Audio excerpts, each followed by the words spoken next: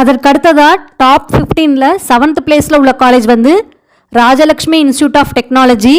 இதுவும் self financing ஒரு autonomous college தான். இதனோட அட்டானமஸ் தகுதி வந்து உங்களுக்கு லாஸ்ட் இயர் தான் அதுக்கு கிடச்சிருக்கு. இதனோட டிஎன்ஏ கோட் 1432. இந்த காலேஜ் பூந்தமல்லிக்கு அடுத்து கூத்தம்பாக்கம் அப்படிங்கிற ஏரியாவில் இருக்குது. இந்த காலேஜ் 2008ல் எஸ்டாப்ளிஷ் ஆகிருக்கு. இந்த காலேஜ் வந்து ராஜலக்ஷ்மி இன்ஜினியரிங் காலேஜ் மேனேஜ்மெண்ட்டோட செகண்ட் காலேஜ்.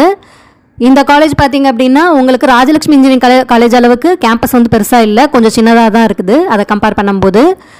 அதே மாதிரி இதில் வந்து சென்டர் ஆஃப் எக்ஸலன்ஸ் வந்து உங்களுக்கு நிறைய கொடுத்துருக்காங்க.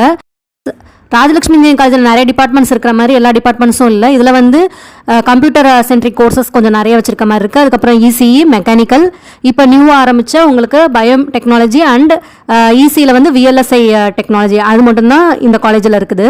ஆனால் பிளேஸ்மெண்ட்ஸ் பொறுத்த வரைக்கும் இந்த காலேஜ் நல்லா கொடுக்குறதுனால கொஞ்சம் டாப் பிளேஸ்க்கு வந்திருக்காங்க.